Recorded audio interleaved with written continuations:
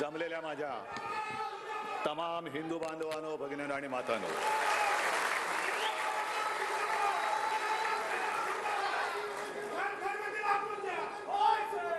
विजयादशमीच्या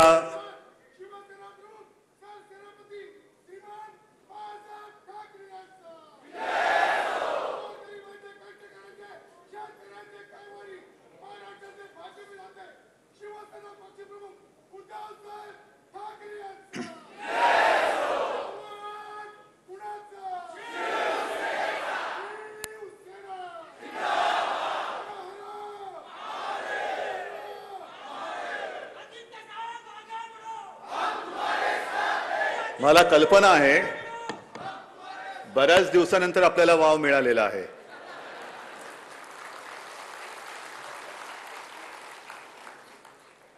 आवाज तसा कोणी आपण आपला दाबू शकत नाही आणि आवाज दाबणारा अजून नाही, कधीच जन्माला येऊ शकत नाही.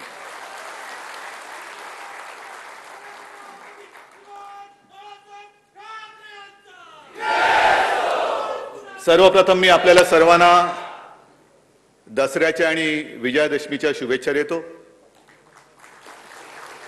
मला पण जरा बरं वाटलं, बऱ्याच दिवसानंतर जमलेल्या माझ्या तमाम हिंदू बांधवांनो, भगिनींनो आणि मातांनो अशी साथ घालता आली.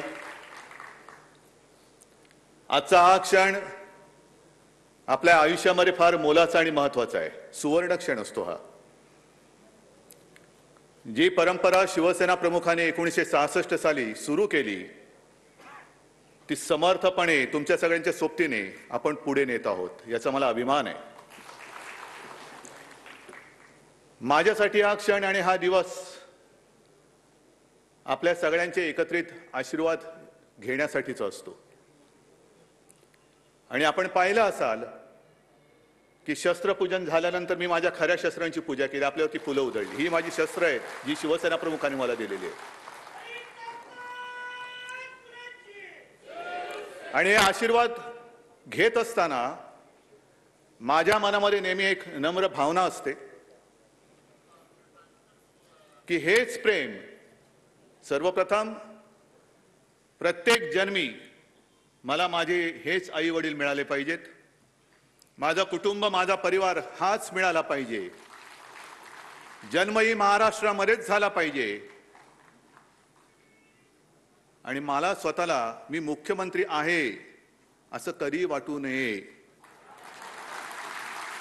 मला तर सोडाच, पण माझ्या तमाम जनतेला सुद्धा मी मुख्यमंत्री आहे असं वाटता कामा नये. मी तुमच्या घरातला कोणीतरी आहे, तुमचा भाऊ आहे असं वाटो, ही माझी ईश्वरचरणी प्रार्थना आहे.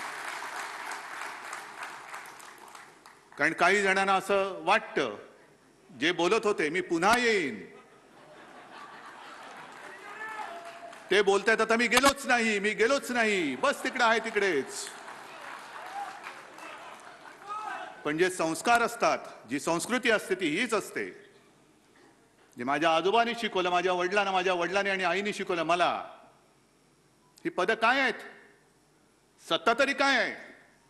परत येतील जातील परत येतील, सत्ता येईल जाईल परत येईल, ती आली पुन्हा येईल. पण कधीही मी कोणीतरी आहे अहमपणा तुझ्या डोक्यात देऊ नको. ज्या क्षणी तुझ्या डोक्यामध्ये हवा जाईल त्या क्षणी तू संपलास. आणि नेहमी जनतेशी नम्र राहा, तो प्रयत्न मी माझा करत असतो. नम्रपणाने आशीर्वाद घेत असतो आणि हे आशीर्वाद हीच तर ताकद आहे. हे मागून कोणाला मिळत नाहीत. हे खरं वैभव आहे, हे खरं ऐश्वर्य आहे. हे जोर जबरदस्तीने मिळत नसतात, ते कमवावे लागतात आणि ती कमवण्याची परंपरा ही मिळालेली आहे आपल्याला. काही गोष्टींचं मला नवल वाटतं. आज सुद्धा मी काय बोलणार, कोणाचा समाचार घेणार, कोणाचे वाभाडे काढणार? बऱ्याच दिवसानंतर बोलतोय. एकतर मनामध्ये अशी गर्दी झाली विषयांची, पण पंचायत अशी की कोरोनामध्ये गर्दी नाही चालत. बरं, गर्दीमध्ये प्रत्येकाला विचारू नाही शकत 2 वॅक्सिन घेतलीस का रे बाबा? विचारानं कसं विचारणार? विचारानं मास्क कसा घालणार? पण तरी मला हेही माहिती आहे की माझ्या भाषणानंतर अनेक जण माझं भाषण संपतंय कधी आणि चिरकायला मिळतंय कधी तोंडामध्ये बोंडकं घालूनच बसलेले आहेत की यांचं भाषण होतंय कधी आणि आम्ही चिरकतोय कधी. चिरकू द्या. त्यांना उत्तर देण्यासाठी मी तुमच्याशी बोलत नाही, मी तुमच्यासाठी बोलतो आहे. मी माझ्या टीकाकारांसाठी बोलत नाहीये, मी तुमच्यासाठी बोलतोय, जनता जनार्दनासाठी बोलतो आहे, माता भगिनींसाठी बोलतोय. पण ही एक विकृती हल्ली आलेली आहे आणि मला आता असं वाटायला लागलेलं आहे की हे जे चिरकणं आहे, मग ठाकरे कुटुंबियांवरती हल्ले म्हणजे असा कोणी मायचा पूत जन्माला आलेला नाही, ठाकरे कुटुंबियांवरती हल्ला कर, तिथल्या तिथे ठेचून टाकू त्याला, तिथल्या तिथे ठेचू. पण काही वाटेल ते बोलायचं, कुटुंबियांची बदनामी करायची. हे आता त्यांचं रोजगार हमीचं काम झालेलं आहे. रोजगार हमी काय करणार? कोरोनामध्ये सगळं बंद आहे, मग काय करायचं? तू चिरकलास किती? एवढा चिरकलास, मग हे त्याचे पैसे. एवढा चिरकलास, हे चिरकत राहा. तुम्ही चिरकत राहा, पण माझा वाडा चिरे बंद आहे. माझा वाडा चिरे बंद आहे. तक्रा मारा, मुसंड्या मारा, डोकी फुटतील, पण तडा नाही जाणार, अजिबात जाणार नाही. आणि मग वेगवेगळ्या प्रकाराने एक एक एक एक एक एक जे काय प्रयत्न चाललेले आहेत. आणखीन एक परवा बोललेले आहेत हर्षवर्धन पाटील की मी म्हणजे ते मी तर जाणं कधी शक्यच नाही, अजिबात नाही. माझं हे आहे तेच माझं घर आहे. हर्षवर्धन पाटील अनाहूतपणाने बोलून गेले की भाजपात का गेलो. खरं म्हणजे मला असं वाटतं अशी जी काही लोक आहेत ना भाजपात गेलेली, ती भाजपाची ब्रँड अँबॅसेडर झाले पाहिजेत. म्हणजे टीव्हीवरती जाहिराती येतात, हल्ली टीव्ही बघायला वेळ नाही मिळत, येतात की नाही तशा जाहिराती आता एक कोणतरी गोरा माणूस दाखवतात आणि मग त्याच्या तोंडात हिंदी डब करून टाकतात. पहिले तो मुझे नींद की गोली खाकर भी नींद नहीं आती थी, दरवाजे पर टक टक होती तो रोंगटे खड़े हो जाते थे, फिर किसी ने कहा तुम भाजपा में जाओ.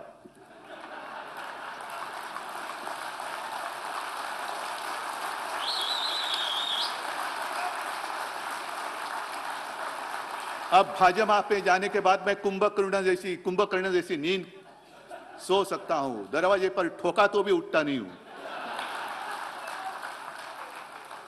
ही काय लायकीची माणसं आणि ही आपल्या अंगावरती येत आहेत, आपल्याला आव्हान देत आहेत. हिम्मत असेल तर अंगावर या. अंगावर हा, आम्ही कोणाच्या अंगावर जात नाही, पण कोणी आलं तर आम्ही सोडत नाही. आम्ही कशाला येऊ तुमच्या अंगावरती? काय आहे तसं? लायकी तरी आहे का? पात्रता तरी आहे का? पण हीच शिकवण आम्हाला शिवरायांनी आणि शिवसेना प्रमुखांनी दिलेली, हे विसरू नका.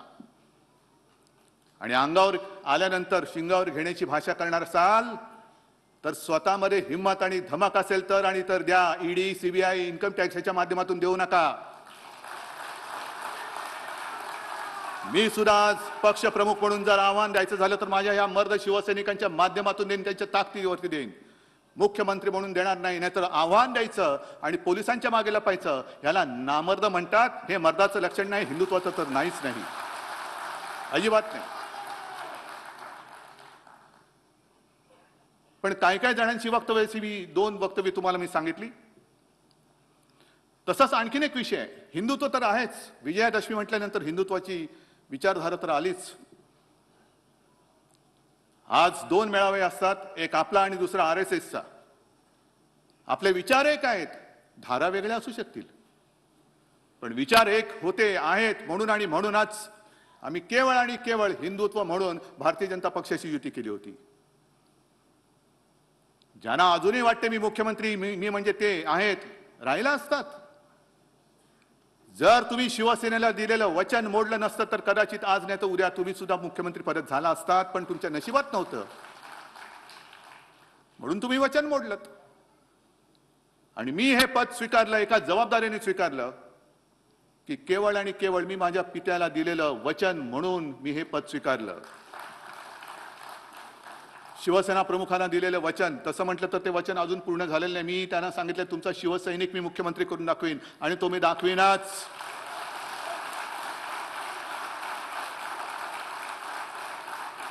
ही जबाबदारी मी मोठ्या विचाराने घेतलेली आहे.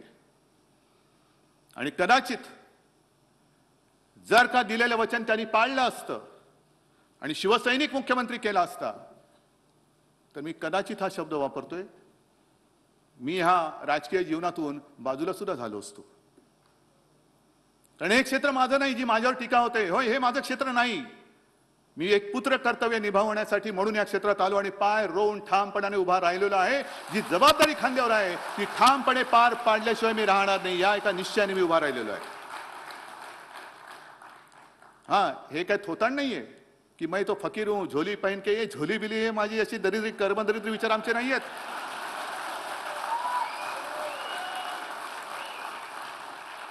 हे विचार आमचे नाहीत. पण जे 2 मेळावे मी म्हटले त्याच्यात आज सकाळी RSSचा मेळावा झालेला आहे, आता आपला मेळावा होतोय. हिंदुत्व ही विचारधारा एक आपल्या दोघांमध्ये समान आहे, एक धागा समान आहे. आणि हिंदुत्व म्हणजे काय,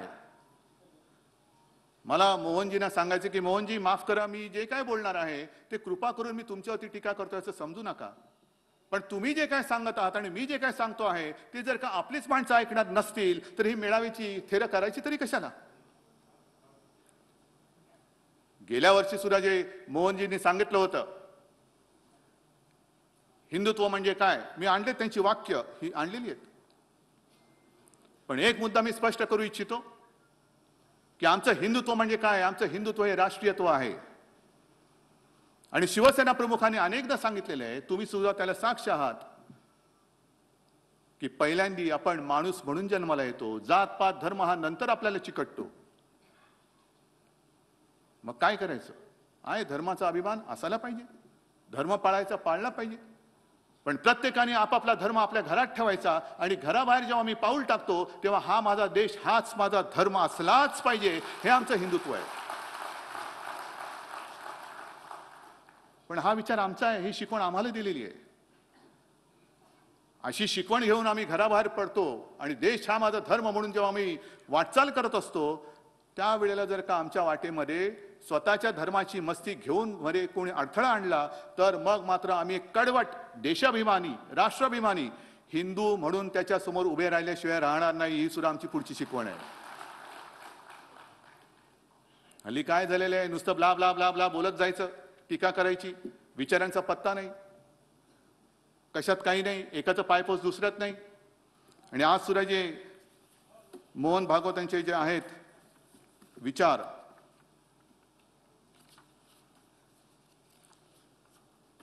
त्यांनी म्हटलेलं आहे, हे गेल्या वेळेचं पण थोडंसं मी आणलंय, की हिंदुत्व म्हणजे काय. आणि खरंय, काय त्याच्यात काही चूक नाहीये की या आपल्या देशामध्ये सर्वांचे पूर्वज हे एक होते. आता एकदम पूर्वजापर्यंत खूप जात नाही, तर माकडापर्यंत पोहोचू आपण. पण या देशापुरता जरी विचार करायचा झाला तर सर्वांचे पूर्वज एक होते आहेत. हे जर आपल्याला मान्य असेल तर मग विरोधी पक्षांचे पूर्वज काय परग्रहावरून आले होते का. आता जे काही शेतकरी आंदोलन करतायत त्यांचे पूर्वज काय परग्रहावरून आले होते काय. लखीमपूरला जे शेतकरी दिवसा ढवळ्या मारले त्यांचे पूर्वज काय परग्रहावरून आले होते.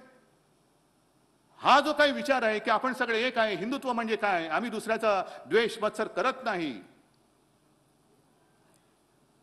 पण हे जे दिवसा ढवळ्या दिसतंय हे मोहनजी तुम्हाला तरी पटते का, तुम्हाला तरी मान्य आहे का. आणि मी जनतेला विचारतोय, तुम्हाला तरी हे मान्य आहे का. जे मी शस्त्रपूजा म्हणून तुमची पूजा केली, सर्वसामान्य माणसाला मला हेच सांगायचं आहे की अरे तू सगळ्यात ताकदवान माणूस आहेस. तुझ्या हातामध्ये जे शस्त्र आहे, लोकशाहीने दिलेले शस्त्र, ते आहे मत. आणि हे मत एका क्षणात रावाचं रंक आणि रंकाचं राव करू शकतो एवढी ताकद तुझ्या हिंमत तुझ्या मनगटामध्ये आहे. तू कशाला कमजोर आहेस, कशाला तू दुबळा नाहीयेस. त्याच्यानंतर त्यांनी जे काय पुढे सांगितलेले आहे की एक तर आज हिंदू राष्ट्र हा शब्द जेव्हा संघ वापरतो तेव्हा त्यामध्ये सत्ता पिपासूपणा नसतो, त्यामध्ये सत्ता मिळवण्याची लालसा नसते, तर सर्व समावेशक अर्थाने हा शब्दसंघ वापरत असतो.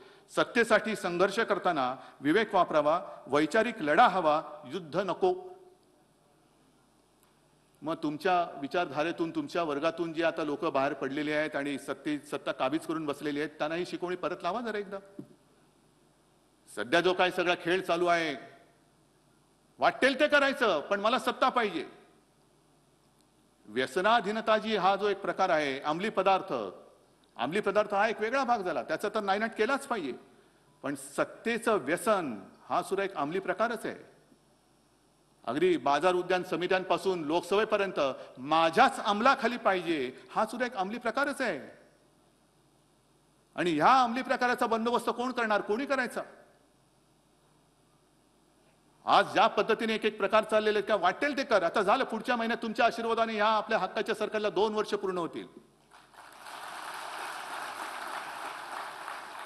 अनेक प्रयत्न केले, फोडण्याचे प्रयत्न केले, पाडण्याचा प्रयत्न केले. मी तर आज सुद्धा सांगतो, हिम्मत असेल तर पाडून दाखवा.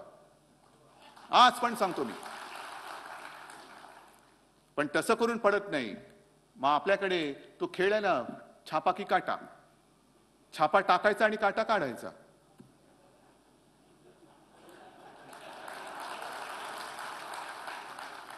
छापा की काटा. मग तिकडनं विचारतं, टाकला छापा, काढला काटा. हे जास्त थेर चालू नाही शकत. हा देशाचा अमृत महोत्सवी, स्वातंत्र्याचा अमृत महोत्सव सुरू आहे. त्यावेळेला जसा संपूर्ण देश पेटला होता आणि त्या देशामध्ये महाराष्ट्र लाल बाल आणि पाल. महाराष्ट्र एक पुढे होता, पंजाब पुढे होता आणि बंगाल पुढे होता.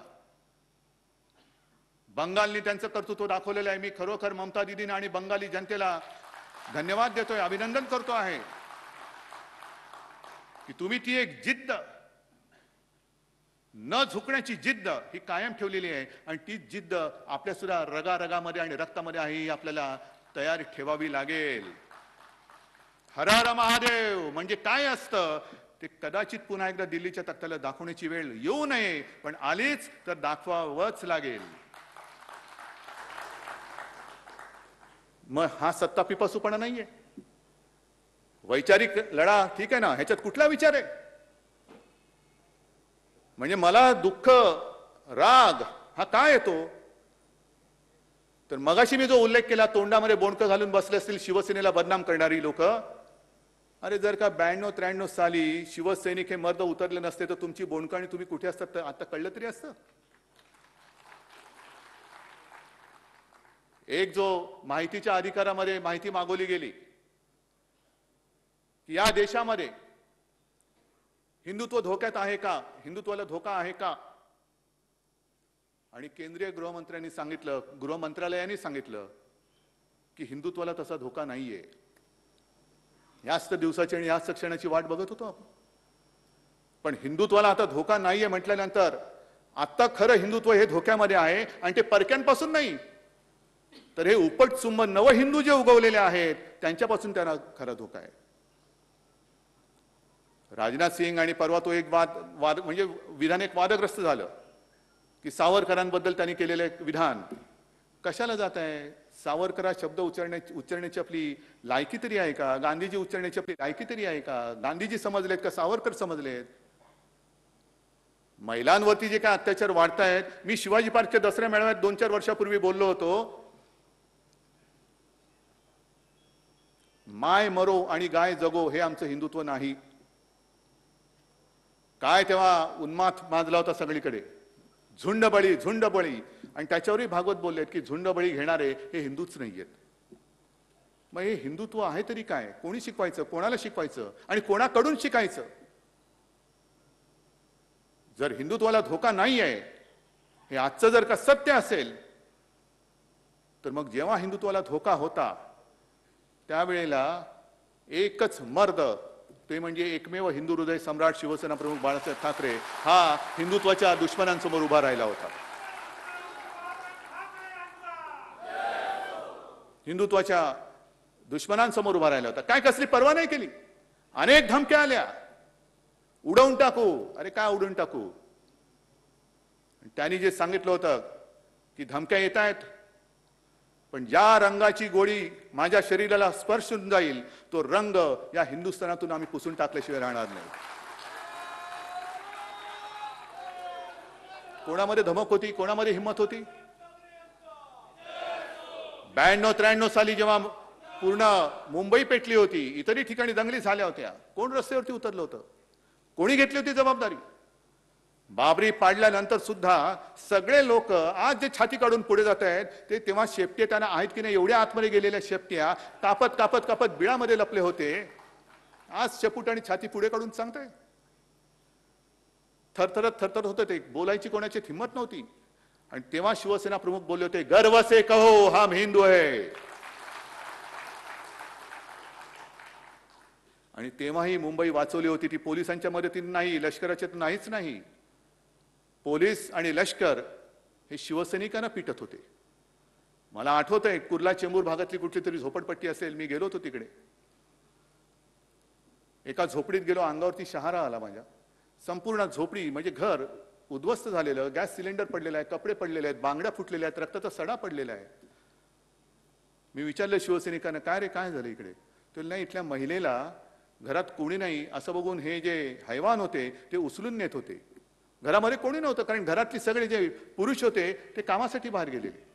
मग ते नाही, आमच्या जेव्हा लक्षात आलं तेव्हा आम्ही घुसलो. मग त्यांच्याकडे कोयते, तलवारी, सगळ्या काही गोष्टी होत्या. म्हटलं तुम्ही काय केलं? मग त्याला बाजूला मला नेलं. एक सिंगल ब्रिक वॉल ज्याला म्हणतो ना, ती अशी अर्धवट पडलेली होती. तर त्यांनी मला सांगितलं की धक्के मारून आम्ही ह्या भिंतीला पाडलं आणि त्या विटा घेऊन त्यांच्यावरती मारले, तेव्हा ते पडून गेले. हा माझा मर्द शिवसैनिक आहे. हा मर्द शिवसैनिक. कोणतरी एक तरी होता तिकडे, कोणतरी तिकडे हजर होता. आणि तोच शिवसैनिक केवळ तुमची आज पालखी वाहत नाही म्हणून भ्रष्टाचारी झाला, त्याच्यावरती आरोप करताय. मागेही मी सांगितलं, आज सुद्धा सांगतोय, होय आम्ही पालखीचे भोई आहोत, जरूर आहोत, पण ती आमच्या राष्ट्रभक्तीची, देशभक्तीची आणि हिंदुत्वाची पालखी आहे. तुमची पालखी वाहणारे आम्ही भोई नाही आहोत. मानाची पालखी ती माझ्या देशाची असेल, माझ्या भारत मातेची आहे.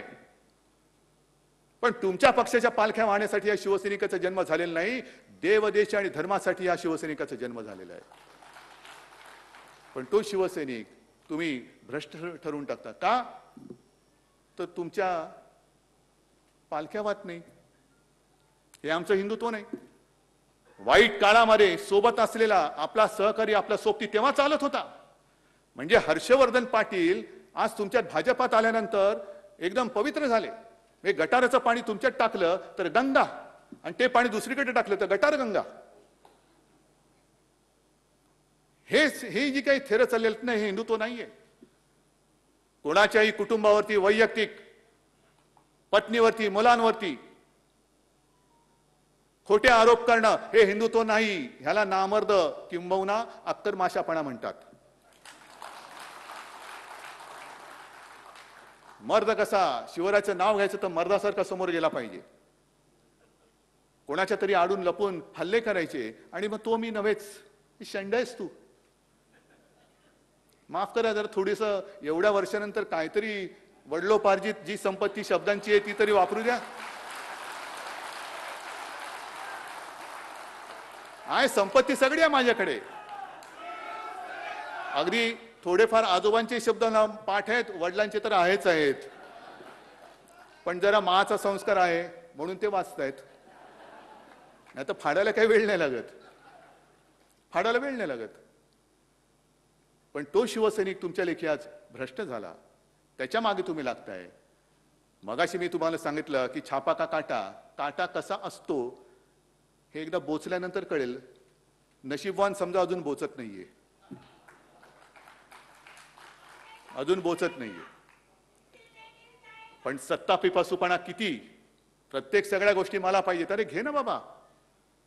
निवडणुका आल्यानंतर 2 पोट निवडणुका, एक पंढरपूरची झाली आणि आता एक दुसरी लागले. पण दोन्ही पोट निवडणुकांमध्ये यांच्याकडे स्वतःचे उमेदवार नाहीत. उपरे लागतात, उपरे. आणि जगातला मोठा पक्ष काय मोठा पक्ष आहे, उमेदवारच नाही, उपरे घ्यावे लागतात. घे उपरे आणून आणून आणून म्हणजे प्लॅटफॉर्मवरची गर्दी, मोठा पक्ष. या सगळ्या गोष्टींचा हा सगळा उबग आलेला हा प्रकार आहे. मगाशी तुम्ही जे काही एक फिल्म बघितली, ही फिल्म ही का दाखवली? साधारणतः मेळाव्यामध्ये वक्त्यांची रांग असते. म्हटलं यावेळेला एक वेगळा प्रकार करू. आपण केलेली कामं हाच आपला वक्ता, हाच आपला वक्ता. आणि अभिमानाने तुम्हाला सुद्धा सांगता आलं पाहिजे की होय, हे आम्ही केलेलं आहे, माझ्या शिवसेनेने केलेलं आहे. बरीच कामं आहेत जी एका फिल्ममध्ये आपण आणू शकत नाही. आणखीन काही कामं आहेत. एक 2-4 कामं तुम्हाला मी आता सांगणार आहे. पण पहिल्या प्रथम मी एकनाथ तुम्हाला आणि आपल्या ठाण्यातल्या तमाम शिवसैनिकांना धन्यवाद देतोय. का माहितीये तुम्हाला? कारण त्यांनी नवरात्रीमध्ये 9 दिवस गरबा खेळला. ही नाही आपली पद्धत. आम्हाला गरब्याला परमिशन देत नाही. हे कसलं हिंदुत्व? ते हिंदुत्व नाहीच. नवरात्रीचा जो मुहूर्त आहे, नवरात्रीचे जे दिवस आहे, तो जो सण आहे, त्या पूर्ण 9 दिवसात ठाणेकरांनी रक्तदान केलेलं आहे आणि विक्रम केलेला आहे. कोणत्या तरी पक्षामध्ये ही धमक, ही जाण, ही जाणीव, ही जाग ही शिल्लक राहिलेली आहे. ही शिल्लक राहिली. समाजसेवा, हिंदुत्व हे रक्तात असावं लागतं. आणि रक्त नुसतं रक्त पिपासूपणा नव्हे, तर रक्तदान करणं हा सुद्धा धर्म आहे. आणि रक्तदान करताना आम्ही हे नाही विचारत हे रक्त कोणाला जाणार आहे? हिंदूला जाणार आहे का मुसलमानाला जाणार आहे? मराठी माणसाला जाणार आहे का अमराठी माणसाला? नाही. जे मोहनजी तुम्ही सांगताय ना, सर्वांचे पूर्वज एक होते. रक्तदान आम्ही करतो आहोत. ज्याला ज्याला गरज असेल आणि ज्याचे जीव आम्ही वाचवू शकतो त्याला आमचं रक्त देतो आहोत आम्ही. हे असं एवढं विक्रमी शिबिर एका तरी पक्षाने घेऊन दाखवावं. आणि घेतल्यानंतर किमान त्यांच्या इकडे बॅनर लावायला तरी लोक आली पाहिजेत. रक्त द्यायला तर दूरच, रक्त द्यायला तर दूरच, पण बॅनर लावायला तरी आले पाहिजेत. मधल्या काळामध्ये एक राज्यपाल महोदयांनी मला पत्र लिहिलं. आहे प्रकार गंभीर आहे. महिलांवरचे अत्याचार वाढतायत. आणि मध्ये एक जी घटना घडली होती त्याचा उच्चारही करू नये एवढी ती निर्घुण आणि जेवढी निंदा करावी ती कमीच आहे. पण त्यांनी लगेच सांगितलं की विधानसभेचं 2 दिवसाचं अधिवेशन घ्या. मी त्यांना नम्रपणाने सांगितलं की हा शिवरायाचा महाराष्ट्र आहे आणि या महाराष्ट्रामध्ये माता भगिनींचा मान सन्मान कसा करायचा ही शिकवण आम्हाला आहे. परंतु तरी देखील या गोष्टी घडतायत. घडल्यानंतर कोणी जरी असला तरी त्याला दया माया क्षमा आम्ही दाखवणार नाही, अजिबात नाही. आणि त्याप्रमाणे ती घटना जेव्हा घडली त्याच्यानंतर एक जेमतेम 15-20 मिनिटात, अर्ध्या तासामध्ये त्या नराधमाला आपण अटकेत टाकलं. आणि आता फक्त एक केसची औपचारिकता बाकी आहे, नाहीतर त्याला फासावरती लटकवल्याशिवाय आपण काही सोडत नाही.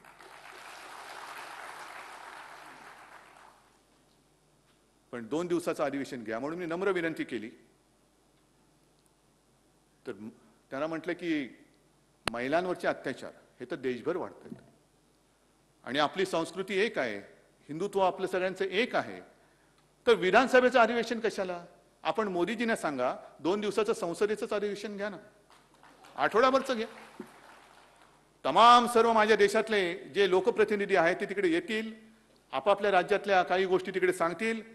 पण मात्र नुसती चर्चा, तोंडाची वाफ दवडली आणि निघून गेले असं होता कामा नये. पक्क काहीतरी एक ठोस आपण उपाययोजना काय करू शकतो हे ठरवलं गेलं पाहिजे. नाहीतर यायचं एखादी घटना घडल्यानंतर अश्रू ढाळायचे, मला माफ कर, मला माफ कर, आणि निघून जायचं. तसं नाही. काय करायचं सांगा. कायदा करायचा करतो आहोत, कडक शासन करायचं करतो आहोत. पण एकूणच ह्या घटना थांबतील कशा? घटना घडल्यानंतर काही करायचं, त्याच्याऐवजी घटना होणार नाहीत ह्याच्यासाठी देशात एक काहीतरी आपण करूया ना, काहीतरी करू चांगलं. पण नेमकं काय होतंय की महाराष्ट्राकडे एका वेगळ्या नजरेने पाहिलं जाते. महाराष्ट्रामध्ये काही एखादं घडलं की गळा काढायचा, लोकशाहीचा खून झाला. मग महाराष्ट्रामध्ये लोकशाहीचा खून झाला म्हणून गळा काढत असाल तर उत्तर प्रदेशमध्ये काय लोकशाहीचा मळा फुललेला आहे काय?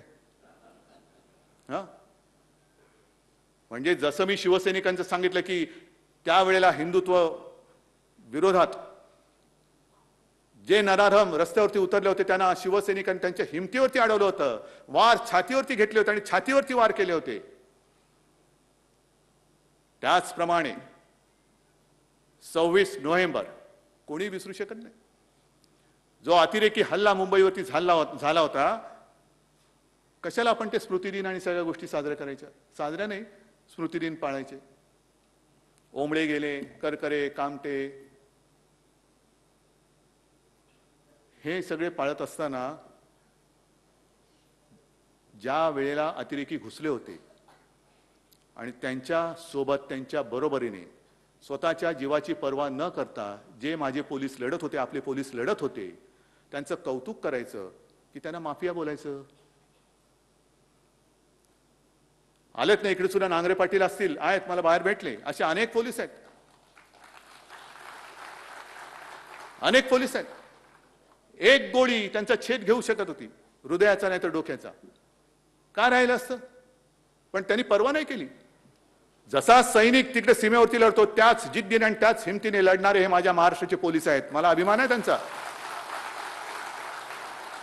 पण अतिरेक्यांबरोबर लढणारे हे पोलीस केवळ तुम्हाला बोंबाबोंब करायला चालले आहेत. होळीला वेळ आहे, अजून शिमगा आहे, तुमच्या घरी 24 तास शिमगा असेल तर मी काही करू शकत नाही त्याला. आमच्याकडे कसे सणवार असतात, शिमगाही असतो, पण कधी नवरात्री असते, कधी दिवाळी असते, कधी गणपती बाप्पा येतात, म्हणजे शुभ असे पण सण असतात. पण काहींच्या घरी 24 तास शिमगा असतो. मग शिमगा करायला तुम्हाला जाताना जर का अडवलं म्हणून माझे पोलीस माफिया, तर मग त्या अखिलेश यादवना त्यांच्या घराच्या तिकडे अडवलं, प्रियांकाला अडवलं, छत्तीसगडच्या मुख्यमंत्र्यांना अडवलं. म्हणजे अखिलेश यादवच्या इकडे तर जवळपास रणगाड्या आणण्याचं बाकी होतं, बाकी सगळा बंदोबस्त लावला होता. हे माझे पोलीस जर माफिया असतील तर उत्तर प्रदेशचे पोलीस काय भारतभूषण किंवा भारतरत्न आहेत? लखीमपूरला जे काही घडलं, का नाही पोलिसांना अडवू शकले? सत्ता पिपासूपणा आणि न्यायवृत्ती ही केवळ आणि केवळ महाराष्ट्र तर राहीलच. कोणी टीका केली नाही तरी मला परवा नाही, पण महाराष्ट्र हा न्यायाला आणि सत्तेला नव्हे, सत्याला जागणारा हा प्रदेश आहे. सत्याला जागणारा हा प्रदेश आहे. पण नुसतं बेंबीच्या देठापासून ओरडत राहायचं की लोकशाहीचा खून झाला, ह्याचं ते झालं, त्याचं ते झालं. अरे देश खूप मोठा आहे आणि हा देश आज आपल्या स्वातंत्र्याचा अमृत महोत्सव साजरा करतोय. काय अमृत महोत्सव, याचं काय आपण केलेलं आहे? कधीतरी आपण याचा विचार केला का की पूर्वी ज्यांनी आपल्या देशासाठी रक्त सांडलं ते जर का समजा मगाशी म्हटलं सावरकर आणि गांधीजी या सगळे जे चिरकुट वाद करणार आहेत त्यांच्यासमोर उभे राहिले, काय रे बाबा, काय मी तुला समजलंय, सांग तू काय केलंस देशासाठी? मी तर हे केलं. सावरकर म्हणतील की त्यांनी काय हाल अपेष्टा सोसल्या ते सांगतील, गांधीजी सांगतील, आणखीन कोणी सांगतील. पण त्यांच्यावरनं वाद करणारे जे कोणी आज आहेत त्यांनी देशासाठी काय केलं हा प्रश्न दुसऱ्याने विचारण्याच्या आधी स्वतः का नाही विचारून बघत? ना कधी कुठे स्वातंत्र्य लढ्यामध्ये हिस्सा होता, ना कधी कुठे काही आंदोलनामध्ये हिस्सा होता, पण भारत माता की जय जोरात ओरडलं की जवानापेक्षा मी जास्त देशभक्त होतो. हे माझ्या देशाचं दुर्दैव आहे आज, हे माझ्या देशाचं दुर्दैव आहे. अनेक जणांची ती आता एक शैली झालेली आहे की भाषणाला उभं राहिल्यानंतर भारत माता की जोरात ओरडायचं, मग वंदे मातरम. काय केलं काय तुम्ही देशासाठी? काय करणार काय आहात? 75 वर्ष झाली स्वातंत्र्याला. कधीतरी आपण थांबून कधीतरी पाठी वळून बघणार आहोत की नाही की मी माझ्या देशात नेमकं केलं काय आणि माझा देश नेमका चाललाय कुठे? मला तर स्पष्ट वाटतं की अमृत महोत्सवामध्ये नुसतं रोषणाई केली. काल सुद्धा छत्रपती शिवाजी महाराजांच्या पुतळ्याचं आपण रोषणाईचं एक उद्घाटन केलं. तिकडे जे काय शिवाजी पार्क, शिवतीर्थ, त्याच्यात रोषणाई केली. आता आपण इकडे बसलो असताना शिवसेना प्रमुखांच्या पुतळ्याच्या तिकडे रोषणाई सुरू करतो आहोत. बस झालं आमचं काम. पुढच्या 15 ऑगस्टला खिशावरती तिरंगा लावायचा आणि फिरायचं हातात झेंडा घेऊन, भारत माता की. नाही, या वर्षामध्ये काही गोष्टींवरची चर्चा व्हायला पाहिजे, उघड चर्चा व्हायला पाहिजे. अमृत महोत्सव आहे ना, मग अमृत मंथन करा. काय नेमका आपला देश आहे कुठे, काय आपण देशामध्ये स्वातंत्र्यात कमावलेलं आहे, काय गमावलेलं आहे, ह्याचा कुठेतरी एक उहापोह करण्याची आता वेळ आलेली आहे. आणि पहिला विषय जसा मी म्हटलं तसा महिलांच्या अत्याचाराचा विषय झाला पाहिजे. आणि त्याच बरोबरीने आपल्या देशाची जी एक पद्धत आहे, संघराज्यावरती सुद्धा चर्चा खुलेपणाने झाली पाहिजे. काय केंद्राचे अधिकार किती आहेत, राज्याचे अधिकार किती आहेत. आणि जेव्हा ही घटना बनत होती तेव्हाही हा वादविवाद झाला होता. अनेक विचारवंतांनी शंका व्यक्त केल्या होत्या की काय ही घटना तुम्ही करतायत. बाबासाहेबांना प्रश्न विचारला होता. ही सगळी कलम आल्यानंतर केंद्राच्या दडपणाखाली, केंद्राच्या खाली ही राज्य राहतील काय, केंद्र ह्यांना जगू देईल काय. कारण आपला देश जो झालेला आहे तो इंग्रजांच्या वेळेला, इंग्रजांच्या आधी तुकड्या ताकड्यामध्ये विभागला होता. नंतर सगळे येऊन आपण संघ राज्य म्हणून झालो. एक एक राज्य, भाषावार प्रांत रचना झाली. मग राज्याला अधिकार काय, केंद्र वरती राहील आणि राज्य खालती राहतील. आणि तेव्हा ठामपणाने बाबासाहेबांनी सांगितलं होतं की अजिबात होणार नाही. केंद्रा एवढीच सर्व राज्य देखील सार्वभौम आहेत आणि सार्वभौम राहतील. केंद्राला सुद्धा आणि राज्याला सुद्धा केंद्राबरोबरीचेच हक्क दिलेले आहेत. फक्त 3 गोष्टी ज्या आहेत त्या आणि त्याच वेळेला केंद्र राज्याच्या कारभारात हस्तक्षेप करू शकतो. तो म्हणजे 1 आणीबाणीजन्य परिस्थिती, 2 परकीय आक्रमण आणि 3 विदेशाबरोबर संबंध कसे असावेत हे ठरवण्याचं धोरण हे केंद्र सरकार घेऊ शकतं. अन्यथा जर केंद्राने राज्यांच्या कारभारात ढवळाढवळ केली तर ते घटनाबाह्य ठरेल. म्हणजे थोडक्यात घटनेची दुर्घटना होईल. कोण नाही हे चालू दिसतंय ना तुम्हाला. मग ह्याच्यावरती कोण बोलणार आहात की नाही देशामध्ये. आणि पुन्हा एकदा सांगतो मी, हे मी बोलल्यानंतर याच्यावरती जे गल्ली बोळातले कायदे तज्ञ आहेत ना आपले टीकाकार, त्यांच्याकडनं मला उत्तराची अपेक्षा नाही. त्यांची उत्तर मी कचऱ्याच्या टोपलीत टाकून देईन. मला याच्यावरती देशातील विचारवंतांचे विचार पाहिजेत, विचारवंतांची मतं पाहिजेत, कायदे तज्ञांची मतं पाहिजेत, त्यांचे सल्ले पाहिजेत. आणि होऊन जाऊ दे, एक उघड चर्चा होऊ दे. आणि मग त्या सगळ्या घटनेचा अभ्यास केल्यानंतर जर का आपल्याला कळलं की नाही केंद्र डोक्यावरती आहे, बसवा डोक्यावरती. पण जर का घटनेने आम्हाला राज्यांना सार्वभौम, केंद्र एवढंच दिलं असेल सार्वभौमत्व, तर मग मात्र केंद्राची लुडबुड ही रोजच्या कारभारामध्ये होता कामा नये, ती चालू दिली जाता कामा नये. हे देशातील सर्व राज्यांनी आता ठरवण्याची वेळ आलेली आहे. जो मी उल्लेख केला ना की सत्ता पिपासूपणा हे सुद्धा एक व्यसन आहे. पण त्या व्यसनापायी म्हणजे अंमली पदार्थामध्ये जर का नशा कोणाला करण्याची सवय लागली तर त्याच्यात त्याचं स्वतःचं आयुष्य आणि कुटुंब उद्ध्वस्त होतं. पण सत्तेची चटक, सत्तेचं व्यसन एकदा लागलं की कारण नसताना तुम्ही दुसऱ्याचे आयुष्य उद्ध्वस्त करताय, दुसऱ्याची कुटुंब आणि त्याचं घरदार उद्ध्वस्त करताय. हे व्यसन सगळ्यात वाईट आहे. आणि हे पहिलं ह्या देशातून उपटून टाकलं पाहिजे. हे उपटून टाकलं पाहिजे. पूर्वी तुम्हाला सगळ्यांना कल्पना आहे की मार्मिक ची सुरुवात झाली, त्यातनं शिवसेना कशी झाली आणि त्याच्यात एक सदर सुरू केलं होतं शिवसेना प्रमुखांनी, वाचा आणि थंड बसा. माहिती आहे ना कोण. आता मार्मिक, त्या काळातले मार्मिक वाचणारे कोण आहेत का इकडे शिल्लक? आहात ना. आता ही बाकीची एवढी नवी पिढी आहे, वरती पण आहेत ना. नाही, तुम्ही सगळे या सगळ्या आजच्या शिवसेनेची पाळमुळं आहात. कारण तेव्हा थेट शिवसेना प्रमुखांच्या विचारातनं तुम्ही उभे राहिलेले आहात. वाचा आणि थंड बसा. काय सदर होतं, कसलं होतं सदर? आपल्याच राज्यात भूमिपुत्रांवरती जे काही हक्क हिरावले जात होते त्याच्यावरती ते होतं. आता 1-2च गोष्टी मी तुम्हाला सांगतोय आणि पुन्हा तुम्हीच सांगायचं वाचायचं आणि थंड बसायचं का. जो संघ राज्याचा उल्लेख केला, देश आणि राज्य कसे संबंध पाहिजेत. मी मुख्यमंत्री आहे, हिंदुत्ववादी तर आहे, हिंदू तर आहेच. आणि मी विधानसभेत बोललेलो आहे. मला काय त्याच्याबद्दल लाज वाटण्याचं कारण नाही, लाज तर वाटूच शकत नाही, भीती तर अजिबात वाटत नाही. पण मुख्यमंत्री म्हणून सगळ्यांशी समानतेने वागण्याचा एक ते जे काही कर्तव्य असतं ते आम्ही करतो आहोत. आणि हीच शिकवण आमच्या हिंदुत्व. दुसऱ्या कोणाचा द्वेष करायचा नाही. त्यावेळेचं एक उदाहरण सोडलं तर त्याच्यानंतर कधीतरी शिवसैनिकांनी कोणावर तरी उगाच हल्ले केलेत का, दंगली केल्यात का? नाही ना. अंगावर आला तर शिंगावर घेऊ हे त्याला म्हणतात. पण एक सत्ताधारी म्हणून सगळा देश माझा आहे त्याच्यामुळे हे राज्य माझं, इकडे माझं राज्य आहे, माझ्या पक्षाचं राज्य आहे म्हणून इकडे मी झुकता माप देणार, हे त्यांचं राज्य आहे त्यांना मी हाकलून देणार, असं नाही चालणार. एक दोन गोष्टी ज्या मी तुम्हाला दाखवतो आहे, हे बघा. एक हे माहितीच्या अधिकारात मिळालंय ना, माहितीच्या अधिकारात मिळालेलं आहे. काय बातमी? केंद्रीय मंत्री सर्वानंद सोनोवाल यांचा फतवा, देशातील 11 बंदरांचा 75% CSR फंड गुजरातकडे वळवला. का महाराष्ट्र या देशाचा घटक नाहीये? दुसरे राज्य या देशाचा घटक नाहीये? 75% निधी. आणि त्याच्यात सुद्धा त्यांनी असं म्हटलेलं आहे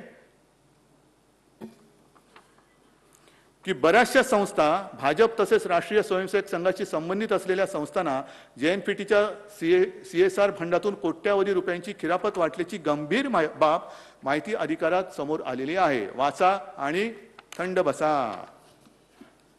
वाचा आणि थंड बसा. त्याच्यानंतर आणखीन एक आहे. काय झाले? कागद एवढे झालेले आहेत की ते काढायचे कुठले आणि काय करायचे तोच एक प्रश्न आहे. ठीक आहे, येईल, सापडेल. हा तिकडे एक वळवला. त्याच्यानंतर मी गेल्या दसऱ्या मेळाव्यात सुद्धा बोललो होतो की जणू काही संपूर्ण जगात माझ्या महाराष्ट्रामध्येच गांजा, चरस ह्याचा व्यापार तुफान चाललेला आहे. असंच सगळीकडे चाललेलं आहे. म्हणजे जी गेल्या वर्षी जे बोललो होतो तेच मी पुन्हा बोलतोय की जी आपली संस्कृती आहे, तुळशी वृंदावन, हल्ली आता तुळशी वृंदावन जाऊन तिकडे चरस गांजाची वृंदावन झालीत की काय, असं एक चित्र महाराष्ट्राचं हे देशात करायचं, जगात करायचंय. का करता नतदृष्टपणा? का करता नतदृष्टपणा? बरं, असं काही नाहीये की केवळ महाराष्ट्रामध्येच तुम्हाला हे सगळं सापडते. हे दोन बातम्या आणखीन एक म्हणजे मुंद्रा अदानी बंदराचा तपास करा, हे कोर्टाने सांगितलेलं. तिकडे करोडो रुपयाचा अंमली पदार्थांचा साठा सापडलेला, करोडो रुपये. कुठे येतो हे मुंद्रा आणि अदानी बंदर? बरोबर आहे. त्याच्यानंतर असं काही नाहीये की आपले पोलीस काहीच करत नाही आणि तिकडने जी काही इकडे पाठवतात तेच करतात. तुम्ही इकडे चिमूटभर गांजा तुम्ही म्हणजे ते हुंगत असताना माझ्या पोलिसांनी 150 कोटी रुपयाची ड्रग्ज मुंबईत जप्त केलेली आहेत. 150 कोटी. तुम्ही चिमूटभर गांजा हुंगताय, हुंगा. कुठे हुंगायचे तिकडे तुम्हाला हुंगा. पण हे माझे पोलीस, माझ्या महाराष्ट्राचे पोलीस, काय यांचं शौर्य कमी आहे? काय सगळेच माफिया झालेत? असं काही नाहीये ना की केवळ महाराष्ट्रामध्ये सगळं काही, पण कोणाला तरी एक सेलिब्रिटी घ्यायचा आणि त्याला पकडला म्हणून ढोलकी वाजवायची, फोटो काढून घ्यायचे. पण हे माझे पोलीस, माझ्या महाराष्ट्राचे पोलीस धाडी टाकतायत, करोड रुपयाचा ड्रग्ज पकडून देत आहेत, पण त्यांच्याबद्दल कोणीच काही बोलायचं नाही. बातम्या फक्त एकच चालू, जामीन झाला का, जामीन झाला का, जामीन झाला का, नाही जामीन दिला. आणि दुसरी जी बातमी तुम्हाला सांगत होतो त्याच्यामध्ये सुद्धा हेच आहे. हे कॅगचे ताशेरे आहेत. हे कॅगचे ताशेरे काय आहेत की मोदी सरकार आल्यानंतर गुजरातचा निधी 350% वाढला, थेट संस्थांकडे हस्तांतरित केला गेला. हे कॅगचे ताशेरे आहेत. हे सगळं चाललेलं आहे आपल्या डोळ्यात देखत. वाचा आणि थंड बसा. महाराष्ट्रामध्ये अतिवृष्टी झाली आहे ना, दिले ना त्यांना 10,000 कोटीचं एक मदत, आपलं कर्तव्य म्हणून, कर्तव्य निधी म्हणून त्यांना दिलेला आहे 10,000 कोटींचा.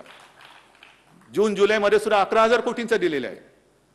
आणि मग बोंबलत बसायचं की वसुली करायच्या वेळेला सरकारचा ससा होतो आणि मदतीच्या वेळेला त्यांचं कासव होतं. बरोबर आहे. ससा आणि कासवाची गोष्ट सगळ्यांना माहिती आहे. ससा जोरात जातो आणि थकून पडतो, पण कासव शांतपणाने पुढे जाऊन ती रेस जिंकतं. तशी माझी मदत होणार आहे. पण हे सगळं एका बाजूला चाललेलं असताना तिकडे मात्र कोणी ढुंकून बघण्याची हिंमतच नाहीये. आपल्याला सुद्धा कोविडसाठी जो निधी गोळा करायचा होता, यांचा सगळा निधी गेला तिकडे. आणि आपण जी काही कोविडची लढाई लढतो आहोत ती तुमच्या सगळ्यांच्या हक्काच्या घामाच्या पैशावरती आणि तुमच्या मेहनतीवरती लढतो आहोत. हे सगळं तुम्हाला मी का सांगतोय? बऱ्याच दिवसानंतर बोलायची संधी मिळालेली आहे. पण हे मी जे तुम्हाला सांगतोय, मी पुन्हा एकदा सांगतो, केवळ कोणावरती टीका करायची म्हणून मी बोलत नाही, पण निदान आता तरी सुधरा. देशाच्या स्वातंत्र्याला 75 वर्ष झाली. आपला देश हा जगातला सगळ्यात तरुण देश म्हणून गणला जातो. का? तर आपल्या देशात युवा शक्ती मोठी आहे. युवा शक्ती मोठी आहे. पण युवा शक्ती मी दोन्ही अर्थाने बघतो. युवा शक्ती ही शक्ती तर आहेच, पण त्यांच्या रिकाम्या हाताला काम दिलं नाही तर तो मोठा बॉम्ब सुद्धा ठरू शकतो आणि तो तुमच्या बुडाखाली लागल्याशिवाय राहणार नाही. तुम्ही त्यांना गुन्हेगार ठरवत आहात. अंमली पदार्थ मिळाले म्हणून तुम्ही गुन्हेगार ठरू शकता. त्यांना गुन्हा केला तर क्षमा करू नका, पण गुन्ह्याकडे का वळतोय? मी केवळ एका मुलासाठी नाही बोलत, मी युवा शक्तीसाठी म्हणून बोलतोय. गुन्हेगारीकडे का वळतोय? शिकतोय, शिक्षणाची सोय आपण वाढवतो आहोत, दर्जा वाढवत आहोत. मुलं शिकतायत, मोठी होत आहेत, मुली शिकतायत, मोठ्या होत आहेत. मुलगी शिकली, प्रगती झाली, नोकरी कुठे? नोकरीच नसेल, जर रिकाम्या हाताला काम नसेल आणि ते हात जर का वेडेवाकडे कुठेतरी त्यांनी वापरले तर गुन्हेगार कोण? गुन्हेगार सत्ताधारी म्हणून आपण असू, तुम्ही सुद्धा असाल आणि आम्ही सुद्धा असू. ही युवा शक्ती फार मोठी शक्ती आहे. आपण म्हणतोय की देश घडवण्याची ताकद ही या युवा शक्तीमध्ये आहे, जरूर आहे. पण युवा शक्ती जर आपण तिला व्यवस्थित घडवली नाही तर देशाची घडी ती बिघडवून टाकल्याशिवाय राहणार नाही. काय वैफल्याशिवाय दुसरं आपण देऊ काय शकतो? नुसतं सत्ता पाहिजे, सत्ता पाहिजे, सत्ता पाहिजे, पण ह्या मुलांना आणि सगळ्या घरच्यांना त्यांना काम पाहिजे. त्यांच्या घरातली चूल पेटत नाही. ते एक दिवस सांगतील तुमचं राजकारण आणि तुम्ही दोघेही जा चुलीमध्ये. माझ्या घरातली चूल कोण पेटवतं ते मला सांगा. पहिली माझ्या घरातली चूल पेटवा आणि मग तुमचे जे काय असतील ना ते सत्तेची डोहाळ जेवणं ती तुम्ही तंतर करा. ही युवा शक्ती फार महत्वाची. आपण एक प्रयत्न करतोय महाराष्ट्रामध्ये या कोरोनाच्या काळात सुद्धा उद्योगधंदे आणण्याचा प्रयत्न करतोय. एक संधी आता जगात आहे असं म्हणतात की चीनमधून बऱ्याचशा कंपन्या बाहेर पडतायत. आपण महाराष्ट्रामध्ये आणण्याचा प्रयत्न करतोय. आपण महाराष्ट्र पुढे नेण्याचा प्रयत्न करतो आहोत. महाराष्ट्र पुढे नेण्याचा प्रयत्न करतो आहोत आणि त्याच वेळेला पोटात दुखतंय म्हणून हे महाराष्ट्राला बदनाम करण्याचा विकृतपणा करता आहेत. महाराष्ट्राला बदनाम करता म्हणजे हे एकतर्फी प्रेमातून जसं होतं ना की एखाद्या मुलीने नाही म्हटलं म्हणून नराधम असतं ते ऍसिड फेकतात, तसं महाराष्ट्राने तुम्हाला नाही म्हटलं म्हणून माझ्या महाराष्ट्राच्या संस्कृतीवरती आणि महाराष्ट्राच्या प्रतिमेवरती तुम्ही ऍसिड फेकताय. कुठे फेडणार आहे पाप? काय मिळवणार तुम्ही महाराष्ट्राला बदनाम करून? अरे सत्ता पाहिजे देऊन टाकतो, जा आणि भोगा सत्ता. पण माझ्या महाराष्ट्राला जे आम्ही काम करतोय ना तसं काम करून दाखवा. आम्हाला तरी दुसरं काय पाहिजे? आम्हाला तरी दुसरं काय पाहिजे? कामं कामं कामं जी मी सांगत होतो की काही कामं आणखीन राहिलेली आहेत. एक 2-3 दिवसापूर्वीच माझ्यासमोर छान प्रेझेंटेशन झालं. सुभाष देसाई बसलेत. आपल्या या मुंबईमध्ये संयुक्त महाराष्ट्राला झाली 60 वर्ष होऊन गेली, पण या मुंबईमध्ये अजूनही मराठी भाषा भवन कोणी केलं नाही. ते आपलं महाविकास आघाडीचं सरकार दिमागदार इमारत माझ्या मराठी भाषा भवन आपण तिकडे उभं करतो आहोत. दिवाकर रावतेंनी सुद्धा खूप पाठपुरावा केला होता, पण कोण ऐकते? मराठी भाषा भवन ना काय त्यातनं मिळणार काय? संस्कार ना, जाऊ दे हो, संस्काराचं काय? संभाजीनगरला संतपीठ उभं करतो आहोत. रेवस्ते रेड्डी जो समुद्र मार्ग जो आहे तो आता आपण चौपदरी करतो आणि सिमेंटचं करतो आहोत. अनेक कामं सांगता येतील, पण विशेषतः मुंबईमध्ये जसं मराठी भाषा भवन करतो आहोत तसंच मराठी नाटकाचा इतिहास आणि त्याची वाटचाल सांगणारं मराठीचं रंगभूमी दालन सुद्धा करतो आहोत तिकडे चौपाटीवरती. वरळीला जागतिक दर्जाचं मत्स्यालय करतो आहोत. धारावीमध्ये तिथल्या लोकांचं तो पुनर्वसन करणारच, पण धारावीमध्ये जागतिक दर्जाचं आर्थिक केंद्र सुद्धा आपण करणार आहोत. घर तर पाहिजेच. घर दिल्यानंतर मगाशी जे म्हटलं घरातली चूल कशी पेटवायची? नुसती घर घर घर घर घर केलं तर घरघर लागेल, पण घरातली चूल नाही पेटणार. आणि म्हणून जागतिक दर्जाचं आर्थिक केंद्र सुद्धा धारावीमध्ये करतो आहोत. आणि आणखीन एक महत्वाची गोष्ट जी करतो आहोत ती म्हणजे मुंबईमध्ये एक लष्कराचं संग्रहालय करतो आहोत. हे संग्रहालय म्हणजे काय? नुसतं रणगाड्या आणून उभे केले, कोणाचे फोटो आणून लावले तसं नाही. तिथे माझी कल्पना अशी आहे की जो जवान आपल्यासाठी सरहद्दीवरती उभा राहतो, काही लोक म्हणजे बरीच लढाई कधी होऊच नाही, आपल्या पिढीने तर लढाई बघितलेलीच नाही. 71चं एक युद्ध, त्याच्यानंतर तशी लढाई होऊ नये, पण लढाई न बघितल्यामुळे आता असं वाटतंय की आपल्याला स्वातंत्र्याची किंमत कळेल अशी झालेली आहे. काय असते लढाई? काय असते लढाई? लढाई म्हणजे काय असते तरी काय? कशी येतात विमानं, कशी टाकतात बॉम्ब, कसा होतो विध्वंस, हे आपण कधी बघितलेलं आणि प्रार्थना आहे ते बघूही नाही. पण याचा अर्थ असा नाही की ते सैनिक तिकडे काय करतात हे कळू नये. हे आपले सैनिक तिकडे प्रतिकूल परिस्थितीत, कडाक्याची थंडी असेल, अत्यंत उष्णता असेल, म्हणजे राजस्थानचं वाळवंट असेल किंवा सियाचेन असेल, -डिग्री टेम्परेचर असेल नाही तर प्लस असेल, त्याच्यामध्ये नुसतं म्हणजे थंड आहे म्हणून स्वेटर घालून उभा राहिलाय आणि उष्णता वाढले म्हणून कोपरी घालून उभा राहिला असं नाही. तर मी तिकडे अशी दालना करणार आहे की थंड म्हणजे किती थंड, अगदी -20-30 वगैरे नको, नाही तर तिथेच माणसं पडतील आपली. पण एक थंड वातावरण करून जो सैनिक त्याचा पूर्ण युनिफॉर्म घालतो, म्हणजे काय घालतो, बुलेट प्रूफ जॅकेट असतं म्हणजे काय असतं, शिरस्त्राण म्हणजे काय असतं, तो काय काय अंगावरती घेतो, किती वजन असतं, ते जाऊन तिकडे उभे राहून दाखवायचं 5 मिनिटं. आणि समोर ते सगळं व्हर्च्युअल आता आपण करू सगळं, की कसं कुठून सैनिक हल्ला करू शकतो, दुश्मन हल्ला करू कसा शकतो, काय होऊ शकतं, रणगाडा बसल्यानंतर कसा चालतो, हे सगळं तिकडे सुरू करायचं मला. म्हणजे इथे बसून जे लोक उगाच काहीतरी भारत माता की करतात ना, त्यांना मला ते उत्तर द्यायचंय. नाही, लढ्यात तर सहभागी नव्हता, निदान म्युझियम मध्ये तरी व्हा, नाहीतर म्युझियम मध्ये लोकच तुम्हाला पाठवतील. थट्टा थट्टा थट्टा म्हणजे महिलांचा अपमान हा जो एक विषय आहे. किती लोक कोणत्या पक्षात मागे मी विधान परिषदेत पण बोललो होतो, तेच आज परत बोलतोय. अतिरेक्यांशी लढणारे माझे पोलीस हे माफिया ठरवता तुम्ही.